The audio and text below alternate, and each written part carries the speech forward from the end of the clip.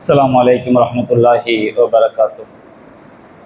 إن الحمد لله نحمده ونستعينه ونستغفره ونعوذ بالله من شرور أنفسنا ومن سيئات أعمالنا. من يهده الله فلا مضل له ومن يضلله فلا هادي له.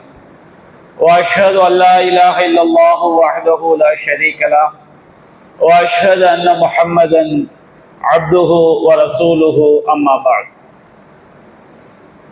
அன்பிற்குரிய சகோதரர்களே, அல்லாஹுடைய மாபெரும் கிருபையினால் நாம் இரவு தொழுகைக்கு பிறகான இந்த அமர்விலே மரணம் முதல் சொர்க்கம் நரகம் வரை ஒரு மறுமை பயணம் என்ற தலைப்பில் இவை தொடர்பாக அல்லாஹும் அல்லாஹுடைய தூதரும் கூறிய செய்திகளை நாம் பார்த்து வருகின்றோம். நாம் நேற்றைய தினம் கபர் வேதனை தொடர்பாக திருமறை குர்ஆன் கூறக்கூடிய வசனங்களை நாம் பார்த்தோம்.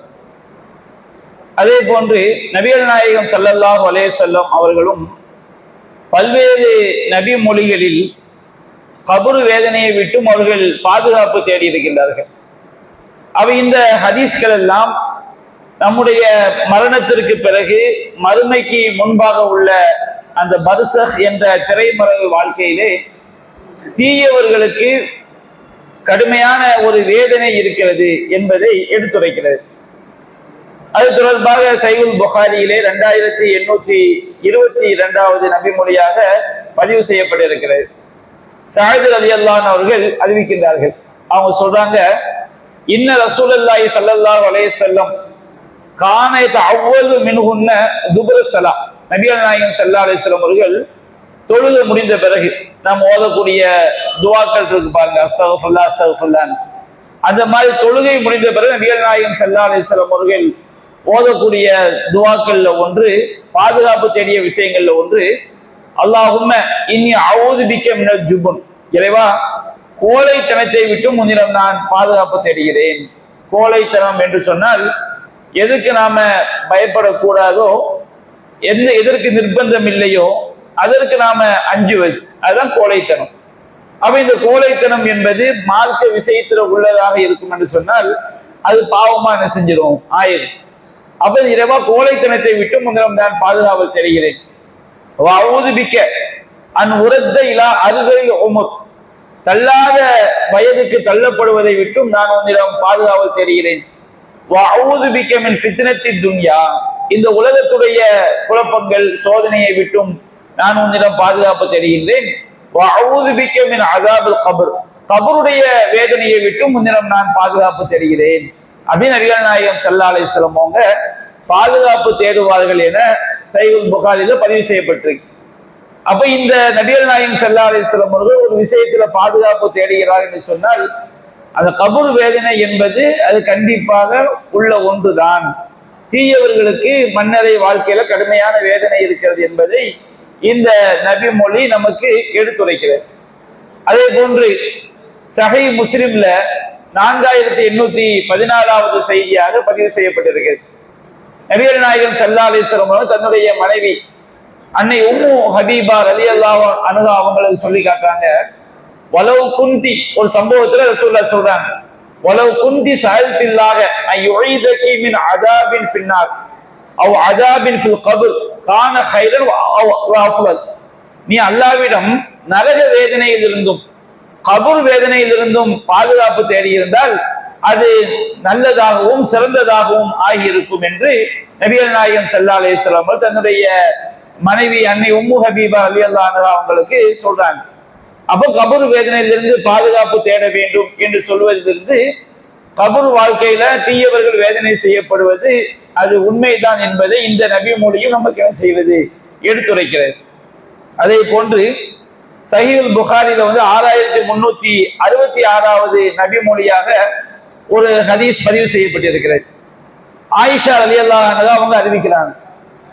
அவங்க ஆயிஷா ரலியல்லாஹு அன்ஹா அவங்கள்ட்ட மதீனாவுல யூத மதத்தை சார்ந்த 2 வயோதிக பெண்கள் வர்றாங்க. அந்த யூத மதத்தை சார்ந்த அந்த வயோதிக பெண்கள் ஆயிஷா ரலியல்லாஹு அன்ஹா அவரை சொல்றாங்க, இன்ன அஹ்லல் குபூரி யுஅஸபூன ஃபீ குபூரிஹிம், கபூர் வாசிகள் வந்து கபூர்ல வந்து வேதனை செய்யப்படுவார்கள். தீயவர்களாக இருந்தால் அவங்களுக்கு கபூர்ல வேதனை நடக்கும் அப்படின்னு சொல்லி வயோதிக பருவத்தில் இருக்கக்கூடிய 2 யூத பெண்கள், முஸ்லிம் பெண்கள் 2 யூத பெண்கள் வந்து ஆயிஷா ரலியல்லாஹு அன்ஹா சொல்றாங்க. அப்போ ஆயிஷா ரலியல்லாஹு அன்ஹா சொல்றாங்க, ஃபகذبتهما, அந்த இருவரையும் நான் பொய் சொல்கிறீர்கள் என்று சொன்னேன், நீங்க சொல்ற உண்மை கிடையாது. அதே போன்று அவர்களை உண்மைப்படுத்துவதற்கு நான் முயலவில்லை, அவங்க பொய் சொல்றாங்க அப்படின்னு நான் நினைச்சேன். அப்ப 2 யூத பெண்கள் செஞ்சுட்டாங்க, ஆயிஷா ரலியல்லாஹு அன்ஹா வந்து இந்த தகவலை சொல்லிட்டு அவங்க கிளம்பி போயிட்டாங்க. நபி ஸல்லல்லாஹு அலைஹி வஸல்லம், ஆயிஷா சொல்றாங்க, நபிகள் நாயகம் ஸல்லல்லாஹு அலைஹி வஸல்லம் அவர்கள் என்னிடம் வந்தார்கள். அப்ப நான் ஃபகுல்து லஹு யா ரசூலல்லாஹ் இன்ன அஜூஸைனி வ ذكرت லஹு, இவ 2 யூத பெண்கள், வயோதிக பருவத்தை உடைய 2 யூத பெண்கள் வந்தாங்க. அந்த 2 பேரும் கபர் வாழ்க்கையில வந்து வேதனை இருக்குன்னு சொல்றாங்க, அது உண்மையான்னு கேக்குறாங்க. அப்ப நபிகள் நாயகம் சொல்றாங்க, சதகதா, அந்த 2 பெண்களும் உண்மையைத்தான் சொல்லி இருக்கிறார்கள். இன்னும் யுஅஸபூன அஸாபன், அந்த கபர் வாழ்க்கையில வந்து தீயவர்கள் வேதனை செய்யப்படுவார்கள். தஸ்மஉல் பஹாயிம், எல்லா விலங்கினங்களும் அந்த அந்த வேதனையை செவியேற்கும். தஸ்மஉ அல் பஹாயிம் குல்லுஹா, எல்லா ஜீவராசிகளும் எல்லா விலங்கினங்களும் அந்த வேதனையை செவியேற்கும் அப்படின்னு நபிகள் நாயகம் ஸல்லல்லாஹு அலைஹி வஸல்லம் அவங்க அந்த யூத பெண்மணிகள் சொன்னதை உண்மைதான் படுத்துறாங்க. அப்ப யூத பெண்மணிகளுக்கு எப்படி தெரிஞ்சிருக்கு, அவங்க தௌராத் வேதத்துல இன்ஜீல் வேதத்துல சொன்ன விஷயங்கள் வந்து என்ன செஞ்சிருப்பாங்க, தெரிஞ்சிருப்பாங்க. ஆயிஷா ரலியல்லாஹு அன்ஹா சொல்லி காட்டுறாங்க, ஃபமா ரஅய்துஹு பஅது ஃபீ ஸலாத்தி இல்லா தஅவ்வத மின் அஸாபில் கப்ர், அதற்கு பிறகு எந்த தொழுகையாக இருந்தாலும் நபிகள் நாயகம் ஸல்லல்லாஹு அலைஹி வஸல்லம் அவர்கள் அந்த தொழுகையில வந்து கபர் வேதனையிலிருந்தும் பாதுகாப்பு தேடுவதை நான் பார்த்தேன். நம்ம அத்தஹியாத்துல ஓதும் போதே அல்லாஹும்ம இன்னி அஊது பிக்க மின் அஸாபில் கப்ர் அப்படின்னு நம்ம என்ன செய்யறோம், அல்லாஹ் கிட்ட வந்து நம்ம பாதுகாப்பு தேடுகிறோம். அப்ப நபிகள் நாயகம் ஸல்லல்லாஹு அலைஹி வஸல்லம் அவர்கள் ஒவ்வொரு தொழுகையிலையும் அத்தஹியாத்து இருப்புல வந்து கபர் வேதனையை விட்டு என்ன செஞ்சிருக்கிறாங்க, பாதுகாப்பு தேடி இருக்கின்றார்கள். அதே போன்று சஹீஹ் புகாரில 1373வது செய்தியாக பதிவு செய்யப்பட்டிருக்கிறது. அஸ்மா பின்த் அபி பக்கர் ரலியல்லாஹு அன்ஹா அவங்க அறிவிக்கிறாங்க, ஒரு நாள் நபிகள் நாயகம் ஸல்லல்லாஹு அலைஹி வஸல்லம் சஹாபாக்களுக்கு கபர் வேதனையை பற்றி ஃபதக்கர ஃபித்னத்துல் கபர் அல்லதி யஃப்ததினு ஃபீஹல் மரு, கபர் வாழ்க்கையில வந்து ஒரு மனிதன் அடையக்கூடிய சோதனைகள், குழப்பங்கள், வேதனைகளை பற்றி ரசூலுல்லாஹ் சஹாபாக்களுக்கு எடுத்துரைத்தாங்க. அவ்வளவு பயங்கரமான இருக்கும்னு சொல்லி அல்லாஹ் இதை எடுத்துரைத்தவுடனே லஜ்ஜல் முஸ்லிமூன லஜ்ஜத்தன், முஸ்லிம்கள் அப்படியே மிக பெரும் பதற்றத்துக்கு கதறக்கூடிய அளவிற்கு முஸ்லிம்களுடைய நிலை ஆகிவிட்டது. அவ்வளவு கடுமையாக நபிகள் நாயகம் ஸல்லல்லாஹு அலைஹி வஸல்லம் அவர்கள் கபருடைய சோதனைகளை பற்றி, வேதனைகளை பற்றி சஹாபாக்கள் கதறக்கூடிய அளவிற்கு, அவங்க அழக்கூடிய அளவிற்கு அந்த கபர் வேதனையை பற்றி எடுத்துரைத்தார்கள் அப்படிங்கிற செய்தி சஹீஹ் புகாரில் 1373வது ஹதீஸாக பதிவு செய்யப்பட்டது. அதே போன்று சஹீஹ் முஸ்லிம்ல 5113வது ஹதீஸா இடம்பெற்றிருக்கிறது. அனஸ் ரலியல்லாஹு அன்ஹு அவங்க அறிவிக்கிறாங்க, நபிகள் நாயகம் ஸல்லல்லாஹு அலைஹி வஸல்லம் சொன்னார்கள், லௌலா அல்லாஹ் ததாஃபம், நீங்க வந்து இறந்தவர்களை அடக்கம் செய்யாமல் விட்டுவிட மாட்டீர்கள் என்று இருக்கும் என்றால் கபருடைய வேதனையை உங்களுக்கு கேட்க வைக்குமாறு நான் அல்லாஹ்விடம் பிரார்த்தனை செய்திருப்பேன். அல்லாஹ் நபிகள் நாயகம் துவா செஞ்சு கபர் வேதனைய நமக்கு அல்லாஹ் கேட்க வச்சுதான் வச்சுக்கிடுங்க, நம்ம யாரும் என்ன செய்ய மாட்டோம், இறந்து போனவங்களை வந்து அடக்கம் செய்வதற்கு முன் வர மாட்டோம். அப்ப நபிகள் அதை சொல்லி காட்டுறாங்க, நீங்க வந்து இறந்து போனவங்களை வந்து அடக்கம் செய்யாம விட மாட்டீங்க, கபர் வேதனை காதுல கேட்டாலும் அடக்கம் செய்யாம விட மாட்டீங்கன்னு சொல்லி இருக்குன்னு சொன்னோம்னா நான் என்ன செஞ்சிருப்பேன், அதை வந்து அந்த வேதனையை நீங்க செவியேற்கிற மாதிரி அல்லாஹ்ட்ட துவா செஞ்சிருப்பேன். ஆனா நீங்க என்ன செஞ்சிருவீங்க, வேதனையை செவியேற்றால் நீங்க யாரும் அது பக்கத்துல என்ன செய்ய மாட்டீங்க, போக மாட்டீங்க. சாதாரண கொரோனாக்கே நம்ம நிலைமை என்ன ஆச்சு, கொரோனாக்கே தொட்டா உனக்கு வந்து அந்த நோய் வந்துடும் சொன்னோன்னே எல்லாரும் அவங்க வீட்டு தட்டியை வச்சு அடைச்சு எந்த அளவுக்கு கொடுமையெல்லாம் நடந்துச்சு. நம்ம முஸ்லிம்களாவது பரவாயில்ல, சில இடங்கள்ல எங்க ஊரை தாண்டி என்ன செய்யக்கூடாது, அந்த கொரோனாவால் பாதிக்கப்பட்ட குடும்பம் என்ன செய்யக்கூடாது, போகக்கூடாது. என்ன ஊரை தாண்டி போனா என்னடா எங்களுக்கு கொரோனா வந்துட்டா, அப்போ மனுஷனுடைய அந்த சுயநலம் அதை என்ன செய்ய வெளிப்படுது, அந்த அச்சம் நமக்கு என்ன செய்யுது வெளிப்படுது. அப்போ கொரோனாக்கே இப்படி மனிதர்கள் இருக்கும்போது கபருடைய வேதனையை வந்து செவியேற்க வைத்தால் என்ன ஆகும்? யாருமே என்ன செய்ய மாட்டோம், மௌத்தா போனவங்களை அடக்கம் செய்வதற்கு முன்வரவே மாட்டோம். அவ்வளவு கொடூரமானதாக இருக்கும் என்பதை இந்த நபி மூலியத்தில் நாம் என்ன செய்ய முடியுது, விளங்கிக் கொள்ள முடிகிறது. அதே போன்று திருமிதியில 2230வது செய்தியாக பதிவு செய்யப்பட்டிருக்கிறது. உஸ்மான் ரலியல்லாஹு அன்ஹு அவங்களுடைய அடிமை ஹானி என்பவர் என்ன செய்யறாரு, அறிவிக்கிறார். உஸ்மான் ரலியல்லாஹு அவங்க என்ன செய்வாங்களாம், கபருக்கு முன்னாடி போய் நின்னோம்னா பக்கா ஹத்தா எபுல்ல லஹியத்து, அவங்க தாடி நனையக்கூடிய அளவுக்கு என்ன செய்வாங்களாம், அழுவாங்களாம். தாடி நனையக்கூடிய அளவுக்கு நம்ம இன்றைய காலத்துல கூட அந்த அளவுக்கு அழுது நம்ம யாரையும் பார்த்தது கிடையாது. அப்ப அவ்வளவு ஒரு பயங்கரமான அழுகை அவங்க என்ன செய்வாங்களாம், கபருக்கு முன்னாடி போய் நின்றால் அழுவார்களாம். அப்போ அவங்கள்ட்ட கேட்கப்படுமா, துதுக்கருள் ஜன்னத்து வண்ணார், சொர்க்கத்தை பத்தி சொல்லப்படுது, நரகத்தை பத்தி எல்லாம் சொல்லப்படுது. நரகத்தை பத்தி அவ்வளவு கடுமையா குர்ஆன் சொல்லுது, ஹதீஸ்கள்ல சொல்லப்படுது. ஆனா ஃபலா தபுக்கி, நீங்க அழுவது கிடையாது. சொர்க்கம் வேணுமே, சொர்க்கத்துக்கு போகாட்டா நம்ம நிலைமை என்ன ஆகுமோ நினைச்சு நீங்க அழுவது கிடையாது. நரகத்துடைய பயங்கரமான வேதனையை கொண்டு நீங்க அழுவது கிடையாது. ஆனா தபுக்கி மின்ஹாதா, இந்த கபூர் வேதனை, கபருக்கு முன்னாடி நிற்கும் போது மட்டும் நீங்க அழுகுறீங்களன்னு சொல்லி கேட்கும்போது உஸ்மான் ரலியல்லாஹு அன்ஹு அவங்க சொல்றாங்க, இன்ன ரசூலுல்லாஹி ஸல்லல்லாஹு அலைஹி வஸல்லம் கால், நபிகள் நாயகம் ஸல்லல்லாஹு அலைஹி வஸல்லம் சொன்னார்கள், இன்னல் கபர அவ்வளவு மன்சிலிமி மனாசில் ஆகிரா, மறுமையினுடைய தங்குமிடங்களில் முதல் தங்குமிடம் கபர் தான். நம் மறுமை என்பது நம்ம திரும்ப அல்லாஹ் எல்லாரையும் உயிரோடு திருப்புவோம் பாருங்க, அதுதான் மறுமைங்கிறது கிடையாது. நாம மௌத்தாயிட்டால் நமக்கு எது ஆரம்பித்து விடுகிறது, நாம மறுமைக்கு சென்று விடுகிறோம். அப்ப மறுமை வீடுகளில் முதல் வீடு கபர் தான். அதிலிருந்து ஒருவன் தப்பித்து விட்டால் அதுக்கு பின்னாடி உள்ள வாழ்க்கை இருக்கு பாருங்க, அது அதை விட இலகுவாதான் இருக்கும். கபூர்ல ஒரு வேதனை இல்லாம தப்பிச்சுதான் வச்சுக்கிறேங்க. கண்டிப்பாக அதற்கு பிறகு மகஷர்ல உள்ள நிகழ்வாக இருக்கட்டும், அடுத்து மறுமையில் அல்லாஹ் விசாரிச்சு சொர்க்கம் நரகம் உள்ள விஷயமா இருந்தாலும் கண்டிப்பா அவனுக்கு என்னதான் கிடைக்கும், சொர்க்கம் தான் கிடைக்கும். இல்லம் எஞ்சு மினு, அந்த கபூர் வேதனையிலிருந்து ஒருவன் தப்பிக்கவில்லை என்று சொன்னால் ஃபமா பஅதஹு அஷத்து மின்ஹு, அதுக்கு பின்னாடி உள்ளது அதை விட கடுமையா தரும். கபூர்ல கடுமையான வேதனை கிடைக்குன்னு வச்சுக்கிடுங்க, அவனுக்கு மறுமையில நரகத்துல அதை விட கடுமையான வேதனைக்குரியவனாக தான் இருப்பான். ஏன்னா அவன் நரகவாதியா இருக்கிறதுனாலதான் கபூர்ல அவனுக்கு என்ன செய்யப்படுது, வேதனை செய்யப்படுகிறது. நபிகள் நாயகம் ஸல்லல்லாஹு அலைஹி வஸல்லம் அவர்கள் சொன்னார்கள், மாராய்த்து மல்லரன் கத்து, நான் எந்த ஒரு காட்சியையும் கண்டது கிடையாது, இல்ல கபரு அஃப்ரஹு மின்ஹு, கபருடைய அந்த வேதனை மிக பயங்கரமானதாக, மிக கோரமானதாக, கொடூரமானதாக இருந்ததை தவிர நான் எந்த ஒரு காட்சியும் பார்த்தது கிடையாது. அப்படின்னா என்ன அர்த்தம்? நபிகள் நாயகம் ஸல்லல்லாஹு அலைஹி வஸல்லம் அவங்களுக்கு அல்லாஹ் காட்டிய காட்சிகளிலேயே மிக பயங்கரமான, கொடூரமான, கோரமான காட்சி அதுதான். கபூர்ல உள்ள அந்த வேதனை தான் மிக பயங்கரமான காட்சி. அதை விட கோரமான ஒரு காட்சியை நான் பார்த்தது கிடையாதுன்னு சொல்லி நபிகள் நாயகம் ஸல்லல்லாஹு அலைஹி வஸல்லம் அவங்க சொல்லி காட்டுறாங்க. இந்த ஹதீஸ் எல்லாம் எதுக்கு நம்ம சொல்லி காட்டுறோம்? இந்த ஹதீஸ்கள் எல்லாமே கபூர்ல வேதனை இருக்கிறது என்பதை உறுதிப்படுத்தக்கூடிய செய்திகள். அதே போன்று இன்னொரு செய்தியை பார்க்கிறோம். அகமதுல 24,666வது நபி மொழியாக பதிவு செய்யப்பட்டிருக்கிறது. ஆயிஷா ரலியல்லாஹு அன்ஹா அவங்க அறிவிக்கிறாங்க, நபிகள் நாயகம் ஸல்லல்லாஹு அலைஹி வஸல்லம் அவங்க சொல்லி காட்டுறாங்க, அதாவது ஸஅத் இப்னு முஆத் ரலியல்லாஹு அன்ஹு அவங்க மிகப்பெரிய ஒரு சஹாபி, அவங்க சொர்க்கவாதிங்கிற மிகப்பெரிய ஒரு சஹாபி கூட.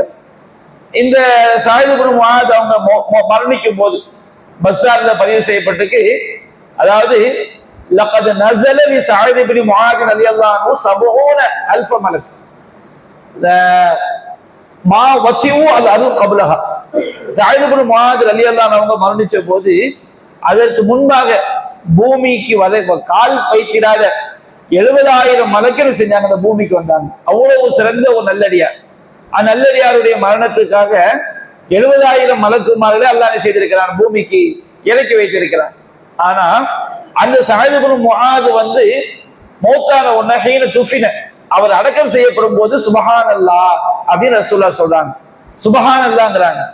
அப்போ நபிகள் நாயகம் சொல்றாங்க, லவ் இன்ஃபலத அஹதும் மின் லக்தத்தில் கபர் லன்ஃபலத மின்ஹா ஸஅத், இந்த கபருடைய நெருக்குதல் அவரை அப்படி நெருக்கி தள்ளியதில்லை, கபூர் வந்து இவ்வளவு பெரிய சஹாபியை நெருக்கிறதுக்கு அது முனையுது.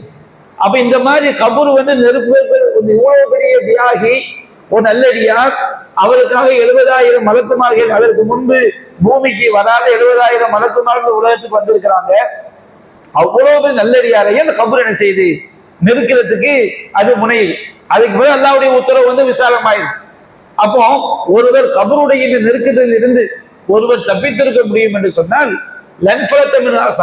சாயுதனை செய்திருப்பார், அதிலிருந்து தப்பித்திருப்பார். அப்ப எல்லா நல்லடியார்களுக்கும் கபர் என்ன செய்யும், நெருக்குவதற்கு அது முறை. நெருக்குவதற்கு முறைன்னா தீயவர்களுக்கு அது எலும்புகள் எல்லாம் ஒடியக்கூடிய அளவுக்கு இருக்கும்பாங்க, அந்த மாதிரி இருக்காது. நல்லவர்களை நெருக்குவதற்கு முனையும் என்ன செய்யும், அதுக்கு பிறகு அல்லாஹ்வுடைய உத்தரவு வந்தவுடனே அது விசாலமாயிடும். அப்ப இதே ஹதீஸ் வந்து அகமதுல பதிவு செய்யப்பட்டிருக்கிறது. ஆயிஷா ரலியல்லாஹு அன்ஹா அறிவிக்கிறாங்க, இன்னலில் கபரி லக்தா, கபருக்கென்று ஒரு நெருக்குதல் இருக்கிறது. லவ்கான அஹதுன் நாஜியன் மின்ஹா, அதிலிருந்து ஒருவர் தப்பித்திருக்க முடியும் என்று சொன்னால் நஜா சஅத் இப்னு முஆத், சஅத் இப்னு முஆத் என்ன செய்திருப்பார், தப்பித்திருப்பார். அப்ப யாராக இருந்தாலும் சரி, நல்லடியார்களாக இருந்தா கூட கபர் என்ன செய்யும், ஆட்டோமேட்டிக்கா அவர் நெருக்கிறதுக்கு வரும். அதுக்கு பிறகு அல்லாஹ்வுடைய உத்தரவின் பிறகு என்ன செஞ்சிடும், விசாலமாகிவிடும். அப்ப கபர் வாழ்க்கை எவ்வளவு கடுமையானது என்பதை நம்ம பார்க்கிறோம். இப்ப நாம எங்க போறோம்னு சொன்னோம்னா, அந்த பரா இப்னு ஆசிப் ரலியல்லாஹுடைய ஹதீஸுக்கு நாம போறோம். அந்த ஹதீஸை நம்ம நேற்று எதோட விட்டிருந்தோம், அந்த நல்லவருடைய உயிர் வந்து இல்லியின் என்ற 7வது வானத்தில் உள்ள ஏட்டில் பதிவு செய்யப்பட்டு திரும்ப என்ன செய்யப்படும், அவருடைய உடல்ல பர்சக் உலகத்துல அவருடைய உடலோடு கொண்டு வந்து சேர்க்கப்படும். தீயவருடைய உயிர் வந்து சிஜ்ஜீன் என்ற தாழ்ந்த உலகத்துல உள்ள ஏட்ல, சிஜ்ஜீன் ஏட்ல பதிவு செய்யப்பட்டு அவனுடைய உடம்புல வந்து என்ன செய்யப்படும், சேர்க்கப்படும். இங்க நாம ஒண்ணு விளங்கிக்கணும், நாம இந்த உலகத்துல எப்படி உடலோட உயிரோட இருக்கிறோமோ அது மாதிரிதான் கபருடைய வாழ்க்கையில இருப்போம். அது மாதிரிதான் மறுமையில நம்ம என்ன செய்வோம், இருப்போம். அப்போ நம்ம பார்க்கிறோம், நம்ம மண்ணறையில போய் கபிரிஸ்தான்ல போய் பார்க்கும்போது, குழி தோண்டும் போது மண்டவோட பார்க்கிறோம், எலும்பை பார்க்கிறோம். நம்ம பார்வைக்கு நம்முடைய உடம்பு செஞ்ச மாதிரி இருக்கு. ஆனால் கைப்பான ஒரு நபிகள் நாயகம் சொன்ன மறைவான விஷயங்கள்ல உள்ளது. அந்த பர்சக் உலகத்துல வந்து நாம வந்து உயிரோடும் உடலோடும் தான் செய்வோம், இருப்போம். நாம இங்க நம்முடைய மண்டவோடு கிடக்கிறதுனாலையோ, இங்க வந்து உடல் அரித்து விடுவதனாலேயோ, அல்லது தீயில எரிந்து விடுவதனாலேயோ, கடல்ல முங்கி விடுவதனாலேயோ, வனவிலங்குகள் சாப்பிட்டு விடுவதனாலேயோ பர்சக் உலகத்துல வந்து நாம உயிரோடும் உடலோடும் இல்லை நம்ம நினைச்சிடக்கூடாது. அந்த உலகம் நபிகள் நாயகம் சொல்லிட்டா எப்படி நம்ம சிந்திக்க முடியாது. அதான கைப், அல்லதீன யூமினூன பில் கைப், அவர்கள் செய்வார்கள், மறைவான விஷயங்கள் நம்புவார்கள். இன்னல்லாஹ அலா குல்லி ஷைஇன் கதீர், அல்லாஹ் ரப்பல் ஆலமீன் எல்லாவற்றின் மீதும் ஆற்றல் மிக்கவன். அப்ப நாம என்ன செய்யக்கூடாது, நம்ம அறிவை வச்சு சிந்திச்சும் வச்சுக்கிறோங்க, நம்ம காஃபிரா தான் போகணும், வேற வழி கிடையாது. அல்லாஹ் ரப்பல் ஆலமீன் இது நமக்கு கைபான விஷயத்துல உள்ளது, மறைவான விஷயங்கள்ல உள்ளது. மறைவான விஷயங்களை வந்து நம்புறதுதான் நம்முடைய ஈமானிய அடிப்படை. அப்போ அந்த ரூஹ் என்ன செய்யப்படுது, அந்த உடம்புல பர்சக் உலகத்துல கபருக்குள்ள அந்த ரூஹ் வந்து என்ன செய்யப்படுது, உடம்போடு சேர்க்கப்படுது. மலக்கான், இன்னைக்கு இந்த சம்பவத்தை பார்த்துக்கிட்டே வரும்போதே உங்களுக்கு தெரியும், பர்சக் உலகம் என்பது, கபரு வாழ்க்கை என்பது அது உடலுக்கும் உயிருக்குமான ஒரு வாழ்க்கை தான். அதனால்தான் அந்த ஹதீஸ்ல வருது,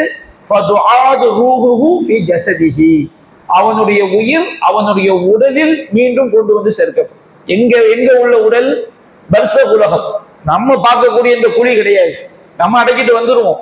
அது ஒரு பூமிக்குள்ள நாம மூத்தா போனாதான் அது எப்படி நமக்கு தெரியும். நபிகள் நாயகம் சொல்றது நம்ம என்ன செய்ய நம்புறோம். பூமிக்கு உள்ள ஒரு வாழ்க்கை, எந்த உயிரோடு இருக்கக்கூடிய யாரும் என்ன செய்ய முடியாது, அவங்க அதை பத்தி கற்பனை பண்ண முடியாது. ஹதீஸ்ல சொல்றது நம்ம விளங்கிக் கொள்ளலாம். ஆனா அங்க போனாதான் நம்ம என்ன செய்ய முடியும், அந்த வாழ்க்கையை பத்தி நம்ம பார்க்க முடியும். அப்ப அவங்களுடைய ரூஹ் வந்து அவங்களுடைய உடல் என்ன செய்யப்பட்டோம், செலுத்தப்பட்டவன மலக்காங்க, 2 மலக்குமார்கள் அவன்கிட்ட வருவாங்க. அவனை தூக்கி என்ன செய்வாங்க, உட்கார வைப்பாங்க. படுத்து கிடக்கிற ஆத்மாவை தூக்கி உட்கார வச்சுட்டு அவங்க கேட்பாங்க, அந்த ஆத்மா நல்லவன்ட்ட கேட்பாங்க, மண் ரப்புக்க, உன்னுடைய இறைவன் யார்? அப்போ அவன் சொல்லுவான், ரப்பி அல்லாஹ், என்னுடைய இறைவன் அல்லாஹ்.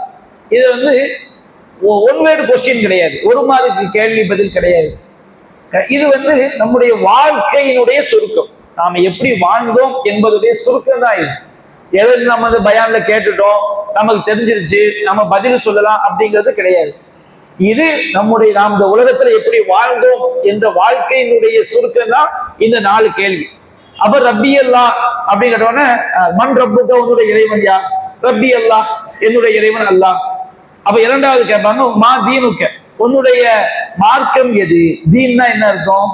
தீன் அப்படின்னு சொன்னோம்னா நாம மறுமையில் வெற்றி பெறுவதற்காக நன்மையை நாடி செய்யக்கூடிய ஒவ்வொரு செயலுக்கும் பேர் தீன். நம்ம சுன்னத்து பண்ணும்போது தீமமரோ தீம் சத்தம் போடுறோம் பாருங்க, அந்த தீன் கிடையாது. தீன்னா என்னன்னு நம்ம விளங்கிக்கணும். இஸ்லாம் தீனுல் இஸ்லாம், தீனுல் இஸ்லாம் சொல்றோம். தீன்னா என்ன நம்ம நல்ல மனசுல பதிய வச்சுக்கணும். நாம சொர்க்கம் செல்வதற்காக செய்யக்கூடிய ஒவ்வொரு காரியமும் தீன். தொழுகை தீனு, குரான் ஓதுற தீனு, தர்மம் செய்யற தீன், அப்ப எல்லாமே தீன் அப்படின்னு சொன்னோம்னா அந்த தீன் நம்ம எங்க இருந்தா எடுத்திருக்கணும்? குரான்ல இருந்து, ஹதீஸ்ல இருந்து அந்த தீன் எடுத்திருக்கணும். அப்ப யாரு தங்களுடைய மார்க்க சட்டங்களை, மார்க்க செயல்களை குரான்ல இருந்தும் நபிகள் நாயகத்துடைய ஆதாரபூர்வமான நபிமொழிகள்ல இருந்தும் அவங்க தெரிஞ்சு பின்பற்றுறாங்களோ அவங்கதான் தீனை பின்பற்றுறாங்க. சும்மா பெருமைக்கு நாங்க தீனுல் இஸ்லாம், இஸ்லாம் என்பது பெரிய நாங்க ஒரு தீன்ல இருக்கோம் சொல்றது கிடையாது. அப்ப அந்த தீனை ஒவ்வொரு விஷயத்திலையும் நபிகள் நாயகம் எப்படி செஞ்சாங்க என்பதை பார்த்து பின்பற்றினால்தான் நம்ம இஸ்லாம் என்கின்ற தீனை பின்பற்றுகிறோம் அப்படின்னு அர்த்தம். அப்படி பின்பற்றிய மக்களுக்கு தான் அங்க பதில் சொல்ல முடியும். இந்த உலகத்துல வாழும்போது நான் அந்த பெரியாரை பின்பற்றினேன், நான் இந்த ஷாஃபி மதுஹபை பின்பற்றினேன், நான் ஹனஃபி மதுஹபை பின்பற்றினேன், நான் எங்க ஊர் ஜமாத்தை பின்பற்றினேன், அங்க அஜர்த்து பெரிய தாடி வச்சிருந்தாரு அதனால நான் அவரை பின்பற்றினேன், இந்த மாதிரி பதில் சொன்ன இந்த மாதிரி வாழ்ந்தோம்னு சொன்னோம்னா அங்க என்ன செய்ய முடியாது? கேள்விக்கு பதில் சொல்ல முடியாது. தீனை நம்ம எங்க இருந்து தீனுடைய வாழ்க்கையை நம்ம வாழ்ந்திருந்தா ஒவ்வொரு விஷயத்திலையும் நம்முடைய உணவு அருந்துவதாக இருந்தாலும் சரி, திருமண வாழ்க்கையாக இருந்தாலும் சரி, வியாபாரமாக இருந்தாலும் சரி, தொழுகையாக இருந்தாலும் சரி, எந்த விஷயமாக இருந்தாலும் குர்ஆன் சொன்ன அடிப்படையிலிருந்து தெரிந்து பின்பற்றினால் நாம இஸ்லாத்தை தீனா எடுத்திருக்கிறோம். அதுதான் அர்த்தம். அப்போ ஒமா தீனுக்க, உன்னுடைய மார்க்கம் எது? அப்ப அந்த மாதிரி வாழ்ந்த ஒரு மனிதன் சொல்வான் தீனி இஸ்லாம், என்னுடைய மார்க்கம் இஸ்லாம். ஏன்னா அப்படிதான் வாழ்நாள் ஃபுல்லா வாழ்ந்திருக்கிறான். இதற்கு மாற்றமாக வாழ்ந்தவன் செய்ய முடியாது. நான் சாதுலியா தரீக்கா, நான் காதிரியா தரீக்கா அப்படின்னு சொல்லி அங்க போய் சொன்னோம்னா நம்ம அந்த கேள்விக்கு அந்த மாதிரி இந்த உலகத்துல வாழ்ந்தவங்க கேள்விக்கு பதில் சொல்ல முடியாது. அதே மாதிரி நான் தௌஹீத் ஜமாத்துன்னு சொன்னா அந்த கேள்விக்கு பதில் சொல்ல முடியாது. என்ன கொள்கையை தௌஹீத் ஜமாத் சொல்லுதோ அதை பின்பற்றினாதான் அங்க போய் பதில் சொல்ல முடியும். நம்ம குர்ஆன் சொன்ன அடிப்படையில, நபிகள் நாயகம் சொன்ன அடிப்படை நாம வாழ்ந்தாதான் அந்த கேள்விக்கு பதில் சொல்ல முடியுமே தவிர நான் அந்த ஜமாத்து, நான் இந்த ஜமாத்து, நான் வடக்க உள்ளவன் தெற்க உள்ளவன், இதுக்கெல்லாம் அங்க பதிலுக்கு வாய் வரவே வராது. நீ எதைப்பா பின்பற்றின? நான் அந்த வடக்க உலகத்தை பின்பற்றினேன், நான் தெற்க உலகத்தை பின்பற்றினேன், இதுக்கு அங்க எப்படி பதில் சொல்ல முடியும்? நம்முடைய உள்ளத்துல நாம இஸ்லாத்தை பின்பற்றுறோம், நபிகள் நாயகத்தை பின்பற்றுறோங்கிற எண்ணம் இருந்தா மட்டும்தான் கபூர்ல அந்த கேள்விக்கு பதில் சொல்ல முடியும். இந்த உலகத்துல வாழும் போதெல்லாம் நாம ஏதோ ஒரு பேர்ல வாழ்ந்துட்டு போறோம் வச்சுக்கிடுங்க, அந்த கேள்விக்கு பதில் வராது. அப்ப ரொம்ப கவனமா நம்ம வாழ்க்கையை நம்ம என்ன செய்யணும், கொண்டு போகும். ஒவ்வொரு விஷயத்திலையும் நம்ம குர்ஆன் சொன்ன அடிப்படையில வாழ்றோமா, இனமாச்சரியத்துல வாழ்றோமா, ஏற்ற வெறியில அடிப்படையில வாழ்றோமான்றத நாம கவனமா நம்முடைய வாழ்க்கையை கொண்டு செல்லும். அல்லாஹ் ரசூல் இறைவனும் அல்லாஹ்வுடைய தூதரும் காட்டிய வழியை தவிர வேற எதுக்காகவும் நம்ம என்ன செஞ்சிடக்கூடாது, நம்முடைய கொள்கையை மாற்றிவிடக் கூடாது. அந்த மாதிரி நாம மௌத்தாவர வரைக்கும் வாழ்ந்தா மட்டும்தான் இந்த கேள்விக்கு என்ன செய்ய முடியும், பதில் சொல்ல முடியும். அடுத்து 3வது கேள்வி நபிகள் நாயகம் குறித்து கேட்கப்படும். மாஹாதர் ரஜுலுல்லதி புஇஸ ஃபீக்கும், உங்களுக்கு அனுப்பப்பட்டாரே இந்த மனிதர் யார் அப்படின்னு கேள்வி கேட்கப்படும். அப்ப இந்த கேள்வியுடைய துணியை பார்க்கும் போதே நபிகள் நாயகம் காட்டி கேட்கப்படுவதை போன்று அந்த கேள்வி இருக்குது. நபிகள் நாயகம் காட்டப்படுவார்கள் என்று அங்க இல்லை.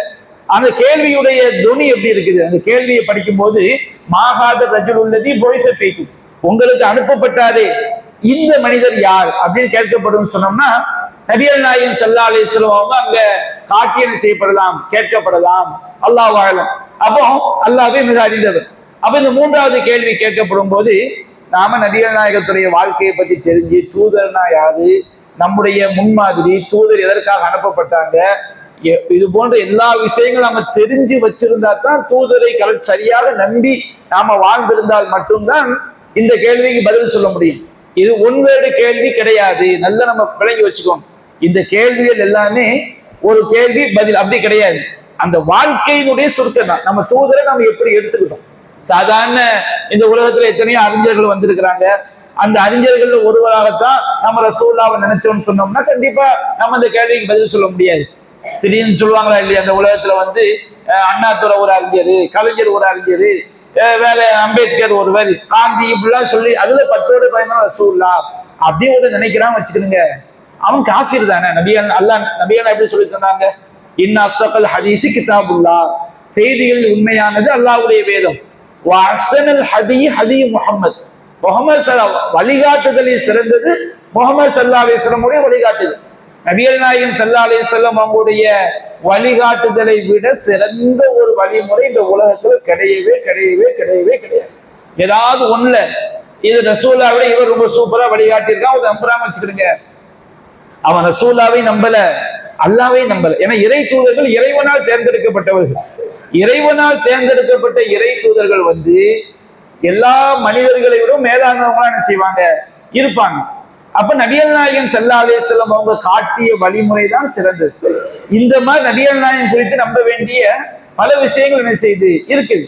அப்ப அதையெல்லாம் நாம தெரிஞ்சா மட்டும்தான் இந்த கேள்விக்கு பதில் சொல்ல முடியும். இறை தூதர் குறித்து, இறை தூதர் என்றால் யார், அவருடைய பணி என்ன, இறை தூதர் நாம் எப்படி நேசிக்க வேண்டும், லா யூமினு அஹதுக்கும் ஹத்தா அகூன ஹப்ப இலைஹி வாலிதிஹி வ வலதிஹி வன்னாஸி அஜ்மஈன், தன்னுடைய பெற்றோர்களை விடவும் பிள்ளையை விடவும் உலக மக்கள் அனைவரை விடவும் இந்த தூதரை நேசிக்காதவரை நீங்கள் இறை நம்பிக்கை கொண்டவர் ஆக முடியாது.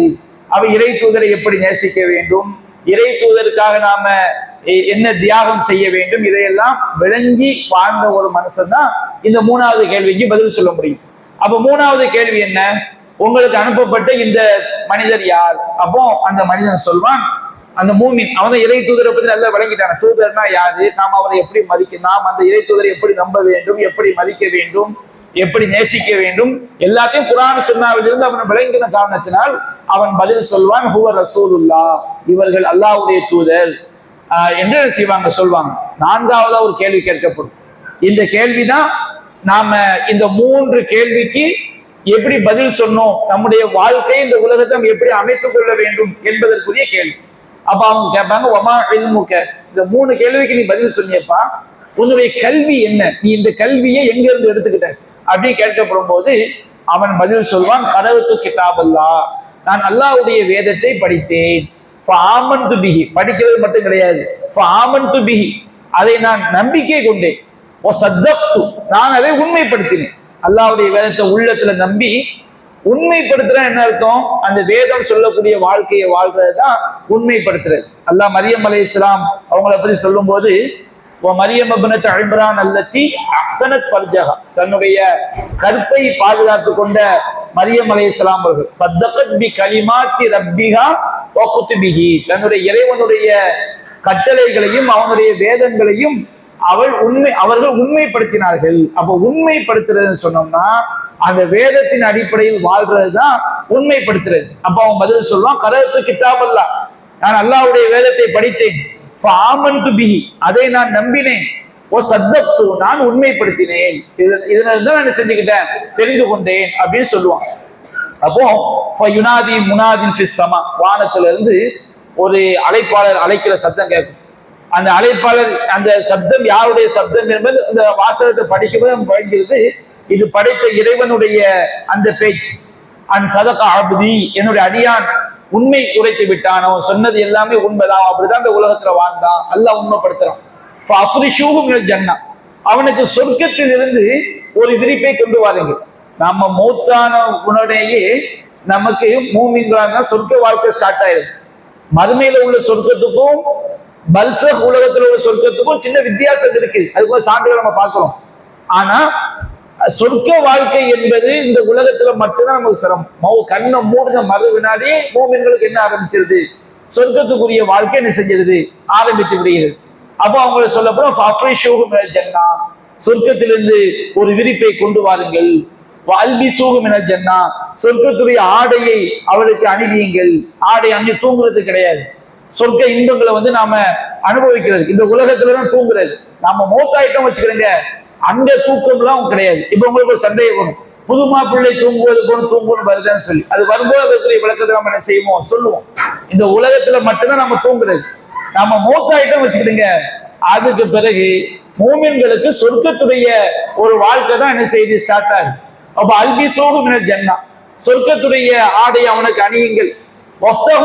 பாபனிதல் ஜன்னா, அவனுக்கு சொர்க்கத்தை நோக்கி ஒரு வாசலை அவருக்கு திறந்து விடுங்கள். சொர்க்கத்திலிருந்து ஒரு வாசல் செய்யப்படுகிறது, திறக்கப்படுகிறது.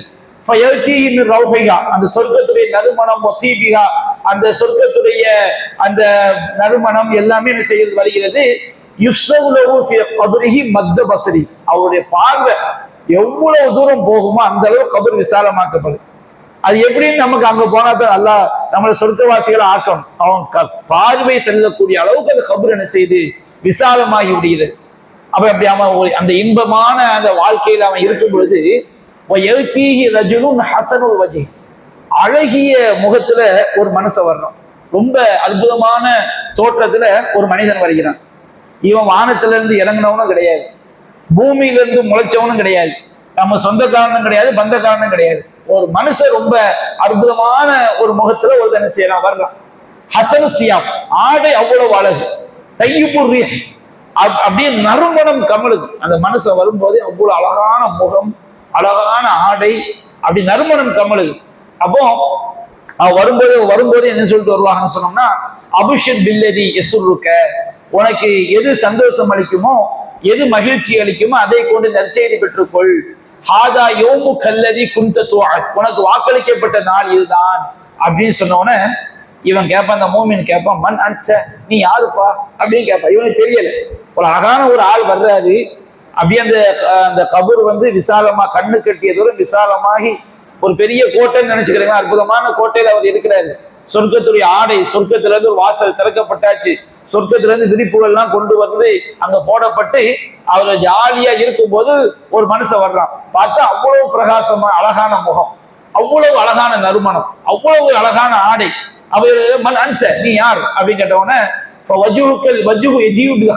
முகத்தை பார்த்தாலே நற்செய்தியை கொண்டு வரக்கூடிய முகமாக இருக்கிறது அப்படின்னு சொன்ன உடனே அந்த மனுஷன் யார் தெரியுமா? அவன் சொல்லுவான், ஆனா அமலுக்க சாலே, நான் தாம நீ செஞ்ச நல்லறங்கள். நமக்கு கபூர்ல நம்மளோட இருக்கக்கூடிய ஆளு நம்ம தான் உண்டாக்கிட்டு இருக்கோம். நம்முடைய தொழுகை, நம்முடைய நோன்பு, நம்முடைய திக்ரு, நம்முடைய நல்லறங்கள், இதுதான் நாளைக்கு நம்மோட கபூர்ல உட்கார போகுது. நம்மோடு இருக்கக்கூடிய அவன் எவ்வளவு அழகா இருக்கணும் நாம தான் இந்த உலகத்துல உண்டாக்கி கொள்ள வேண்டும். அப்ப எது நம்மோடு நிலைத்து நிற்கும்? நம்முடைய நல்லறங்கள் தான் நிலைத்து நிற்கும். ஆனா அமலுக்கு சாலி, நான் தான் நீ செய்த நல்லறங்கள் அப்படின்னு சொன்னோன்னு இவருக்கு பாப்பாரு, இங்கேயே இவ்வளவு ஒரு வாழ்க்கையா, அற்புதமான ஒரு சொர்க்கத்துடைய விரிப்புகள், சொர்க்கத்துடைய ஆடைகள், சொர்க்கத்துல நறுமணம் வருது, எல்லாமே இங்க வந்துகிட்டு இருக்கும் போது அந்த மறுமை சொர்க்கம் எப்படி இருக்கும்? உடனே இவர் அவசரப்பட்டு அக்மிஸா, இறைவா சீக்கிரம் கியாமத்து நாள் கொண்டு வாங்க அல்லாஹ், ஹத்தா அர்ஜியா இலா அஹ்லி வ மாலி, சொர்க்கத்துல உள்ள என்னுடைய குடும்பத்தோடு, சொர்க்கத்துல அவருக்கு ஒரு குடும்பத்தை அல்லாஹ் கொடுப்பானா இல்லையா? சொர்க்கத்துல என்னுடைய குடும்பத்தோடு என்னுடைய செல்வத்தோடு நான் போய் சேரணும். இங்கே இவ்வளவு பிரம்மாண்டமா எனக்கு இருக்குன்னு சொன்னோம்னா சொர்க்கத்துல எவ்வளவு பிரம்மாண்டமா இருக்குன்னு சொல்லிட்டு அவர் என்ன செய்வாரு, அல்லாஹ் கிட்ட என்னை சீக்கிரம் கியாமத்து நாள் கொண்டு என்னை அங்க கொண்டு போய் என்னுடைய குடும்பத்தோடையும் என்னுடைய செல்வத்தோடையும் கொண்டு போய் சேர்த்துட்டு என்ன செய்வாரு சொல்லுவார். சரி, இப்ப நமக்கு அரை மணி நேரம் என்ன செஞ்சிருச்சு, முடிஞ்சிருச்சு. அப்ப நல்லவர்களுக்கு என்ன நடக்கும் என்கிற விஷயத்தை நம்ம என்ன செஞ்சிருக்கிறோம், இன்றைக்கு நம்ம பார்த்திருக்கிறோம். இந்த செய்தி அகமதுல 18534வது செய்தியாக பதிவு செய்யப்பட்டது. தீயவர்களுக்கு என்ன நடக்கும் என்பது நம்ம இன்ஷா அல்லாஹ் நாளைய தினம் தொடர்ச்சியாக காண்போம். வாஹிரு தஅவானா அல்ஹம்துலில்லாஹி ரப்பில் ஆலமீன்.